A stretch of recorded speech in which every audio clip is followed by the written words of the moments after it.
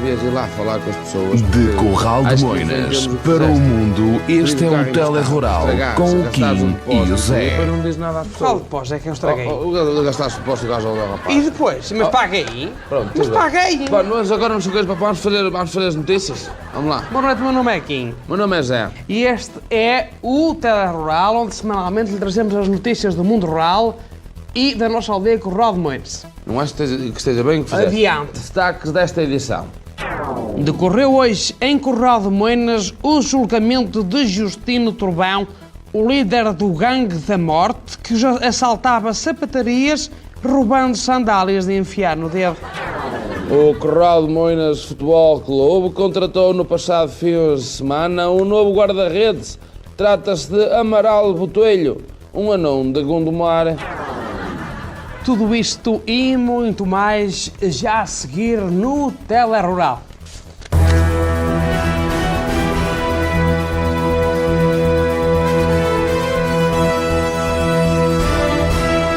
Decorreu hoje em Curral de Moinas o julgamento de Justino Trovão, o líder do Gangue da Morte, que assaltava sapatarias roubando sandálias de enfiar no dedo.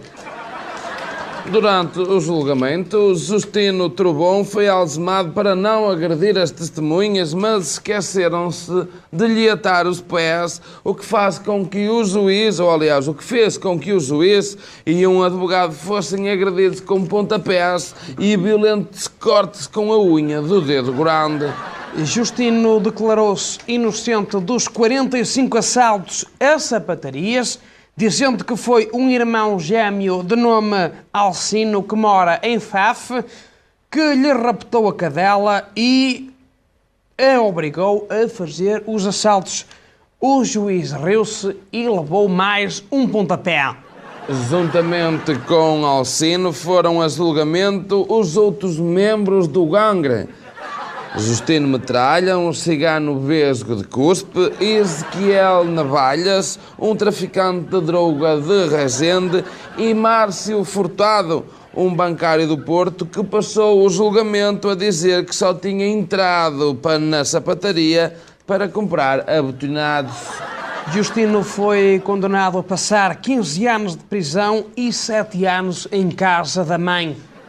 Os restantes acusados foram soltos com condição de se apresentarem periodicamente no posto da GNR para fazer os lanches.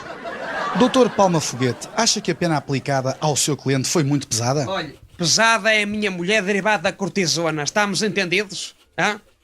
Para mim a pena foi, olha, vou-lhe dizer, foi injusta. Está a perceber? Isso sim é que foi injusta. Está a perceber? Porque o meu cliente nunca assaltou as sapatarias.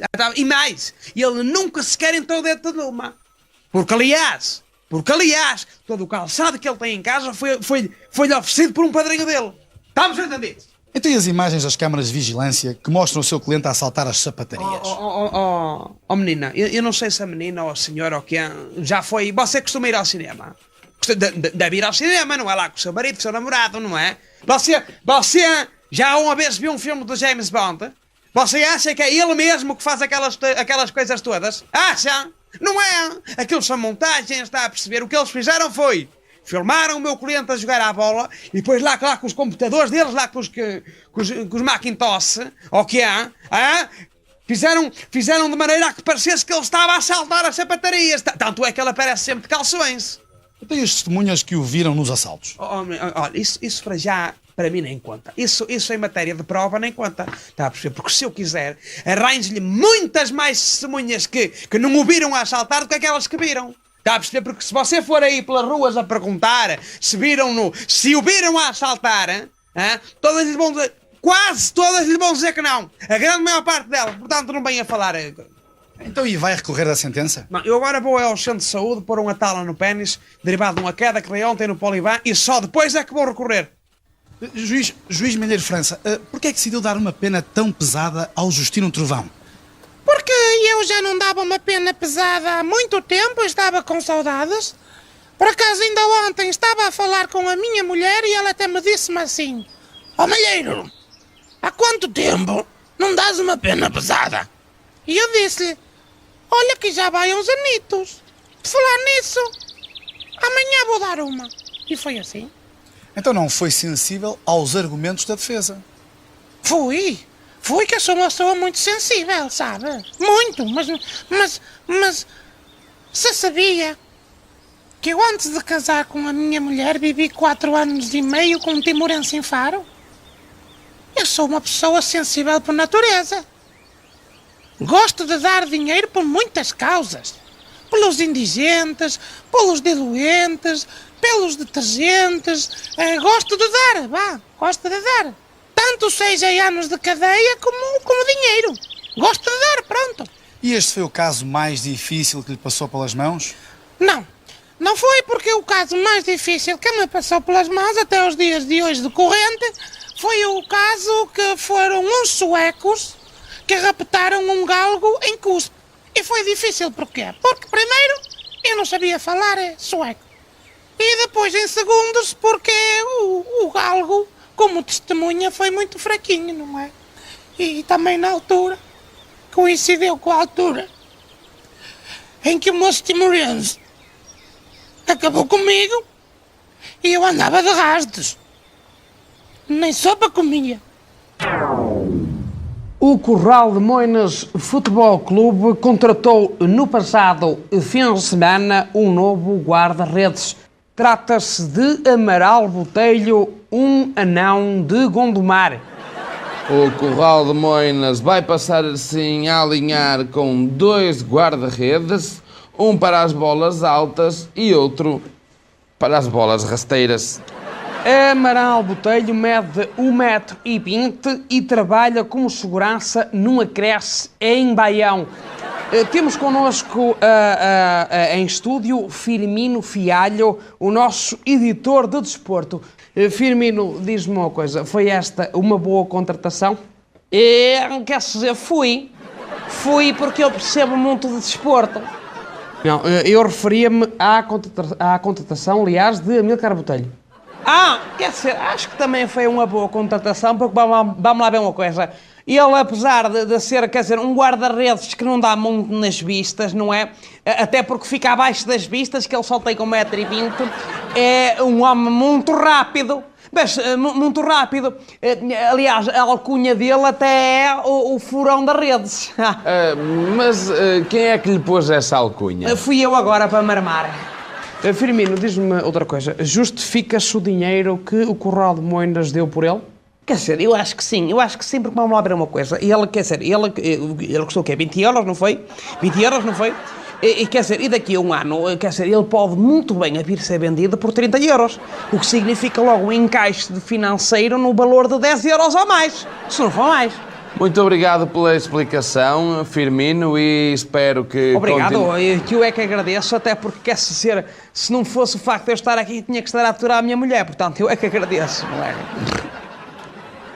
Curral de Moinas acordou hoje em horror e espanto devido à onda de roubos no cemitério de Curral de Moinas. O alarme foi dado pelo coveiro que dormia à porta do cemitério e acordou todo nu, só de sandálias. Os larápios furtaram lápides, flores, mausoléus inteiros e caixões novos. Segundo o subchefe da GNR, todos os itens têm um destino próprio, a saber, as lápides grandes são cortadas para fazer lápides pequeninas.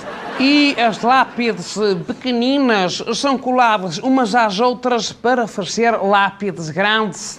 As flores são para ser vendidas a restaurantes chineses para fazer esparregado chinês. Os mausoléus são para meter rodas e avançado para fazer rolotes para o campismo. E os caixões novos são para fazer armadilhas para lagostas.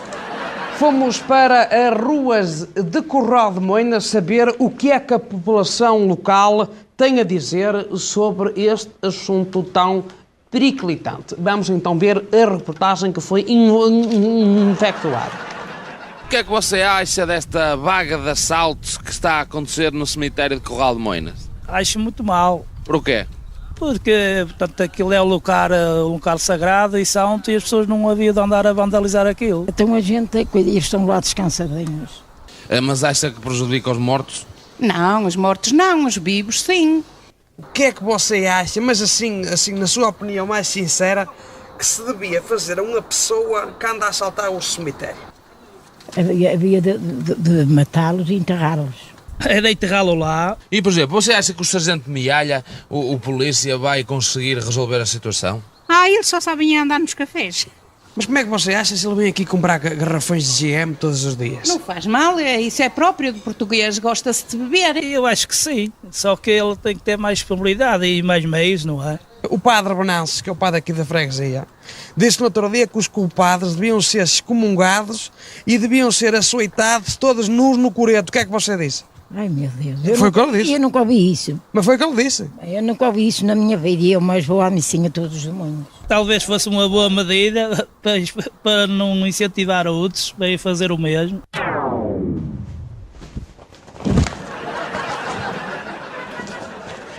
Foi ontem nomeado para diretor do Museu de Capacete de Corral de Moinas o Dr. Adalberto Trovão, que se encontra aqui hoje para uma curta entrevista no Telerural. Dr. Adalberto, como é que recebeu este convite para diretor do Museu do Capacete? Deitado. Estava deitado com uma moça indiana, e nisto toca-me o telefone e era o presidente da junta a convidar-me. E aceitou logo assim de imediato? Não foi logo assim de imediato. Primeiro ainda dei uma ou duas cambalhotas na moça indiana e depois é que aceitei. E já agora, tem alguma ideia do que vai fazer? Mas com a moça indiana? Não, no museu. Ai, no museu. Peço desculpa, pensei que fosse com ela. Ora bom, no museu vou infectivelmente levar mais pessoas ao museu porque, de facto, a coleção de capacetes que nós temos em exposição merece realmente ser vista. Para você ter uma pequena ideia, temos o capacete que o Dom Afonso Henriques usava quando batia na mãe. Temos também o capacete que o Camões usava para escrever, que é um capacete muito bonito com a pala. Depois temos uma peça muito bonita, que é o capacete que o Salazar usava quando fazia... Mas desculpa, o Salazar usava capacete? Usava quando andava de moto, exatamente.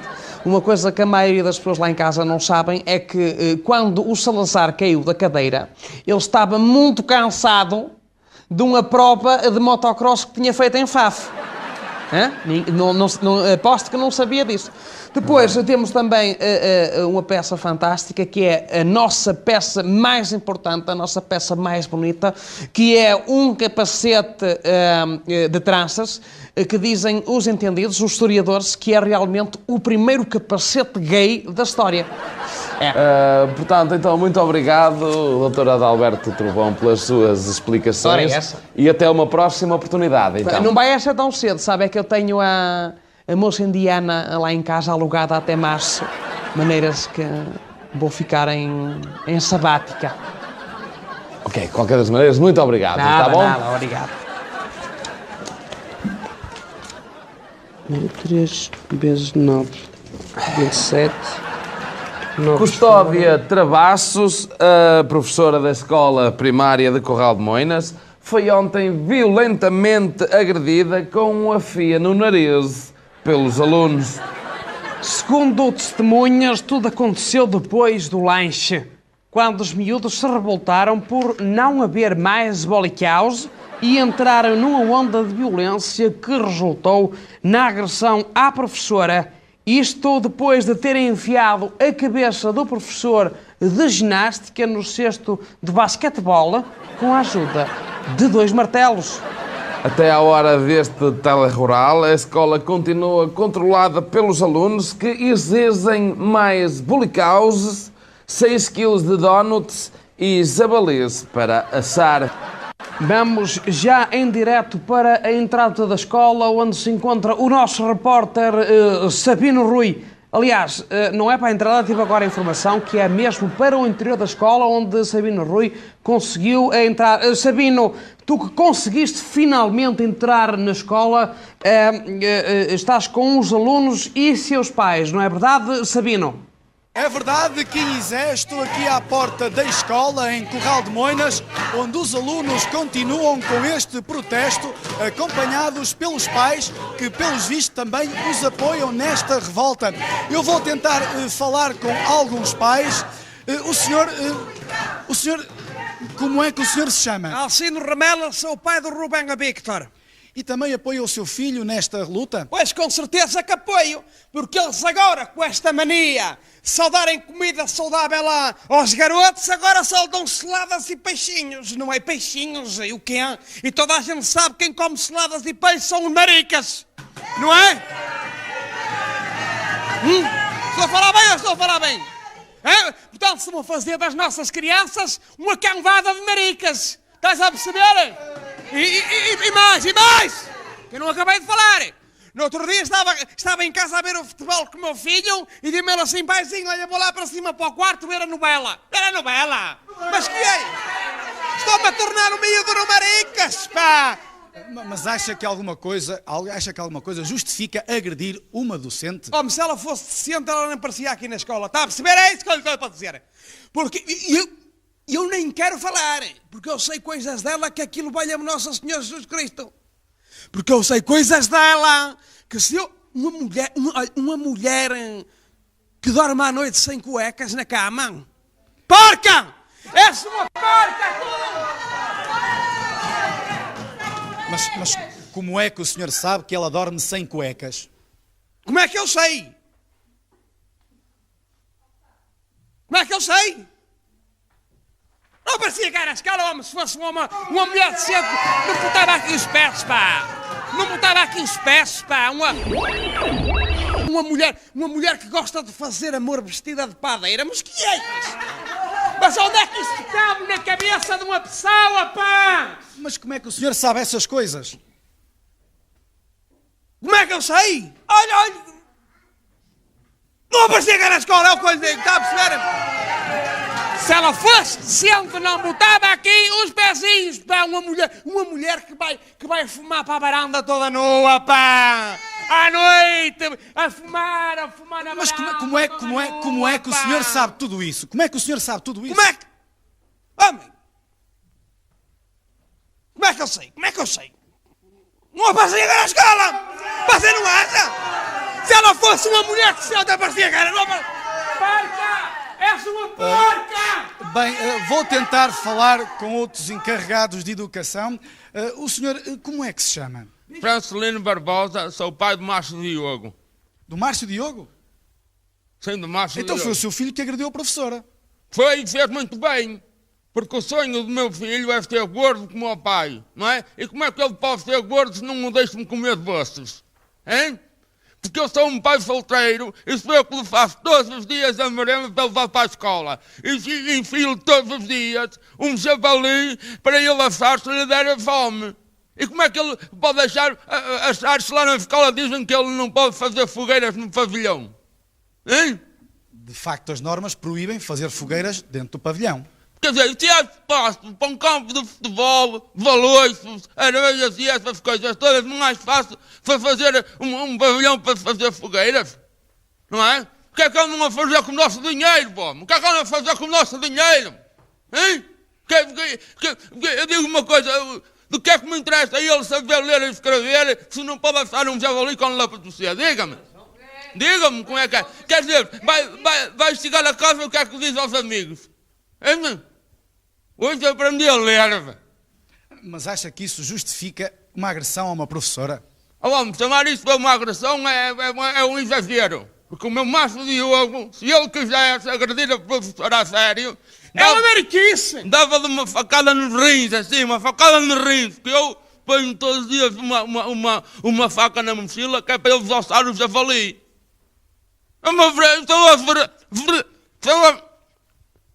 Olha, é uma vergonha. Muito obrigado. Quem quiser, daqui é tudo. Devolva a emissão aí ao estúdio. Tempo agora para algumas sugestões culturais para o dia de hoje. Em cena no pavilhão dos bombeiros, a peça Malvada Suzette, uma peça encenada por Martinho Esquilo, a história de uma família de albinos que recebe a visita de uma vendedora de seguros daltónicas. Ainda de referir a estreia do novo filme de Bento Cação, A Estranha História do Sapo Maravilhas, que nos contou o romance, porque houve um corno que se enganou a escrever, como eu estava a dizer, conta o romance entre a telefonista de Gouveia e um francês que vem a Portugal roubar caracóis.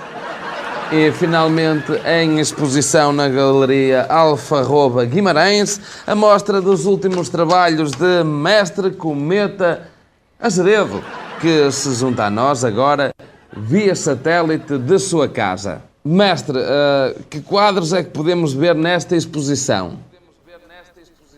Todos, podeis ver todos, podem ver todos. Como é que normalmente o seu método escolhe um tema e depois pinta? Não, é ao contrário. Portanto, eu pinto e depois olho para aquilo, vejo o que é que me parece e escolho um tema. Olha, uns dizem que é um barco, outros dizem que é uma abelha, outros dizem que é uma coisa. O seu quadro mais famoso, A Morte de um Pêssego, é todo feito com colagens de unhas de pés. Como é que surgiu essa ideia? Ora bom, isto foi um acidente, sabe? Porque foi assim. Eu estava a cortar as unhas dos pés, não é? E nisto, quando se me salta a primeira unha do pé para cima do quadro, digo eu assim para mim: Cometa, olha que isto até fica giro, fica bonito. Maneiras que fiz o quadro todo com unhas dos pés coladas. Umas minhas, outras pessoas que entretanto começaram a contribuir. Tanto é que eu naquela altura todos os dias tinha à porta do ateliê uma saquinha com unhas dos pés e fruta. Era assim. Qual foi o quadro mais caro que vendeu até aos dias de hoje? Foi um Picasso que eu tinha ali na sala de estar por cima do sofá. Não seu? Sim, era meu. Eu é que o roubei em Espanha, na casa de uma velha acamada que andei com um canhado, andei 2 meses. Muito obrigado, Mestre Cometa Azeredo, pela sua presença. Obrigado, sou eu é que agradeço. Já posso tirar o pincel do ânus? Que eu preciso para fazer aqui o... E como ele estava a dizer, terminamos este telerural depois de ele tirar o pincel do ânus com a habitual previsão do tempo que vai fazer amanhã, embora a nossa previsão seja que a gente vai falhar. Subnormal, com mais intensidade no sentido antes-BCI e com algumas paragens na circunvalação. Quanto ao ar, esse vai estar úmido e picado porque acho que disseram mal da sua mãe. Quanto ao vento, vai soprar de noroeste, descosme-este. Esta foi mais uma edição do Telerural. Até para a semana, se Deus quiser. E cuidado com aqueles moços que usam slips a imitar pele de tigre. Olha que eu já vi em clubes de moças, né? Moças que usavam pele de tigre, mas graças a Deus não era queijo. Mas é assim, olha, apagou a luz, é sinal que temos que ir embora, não é?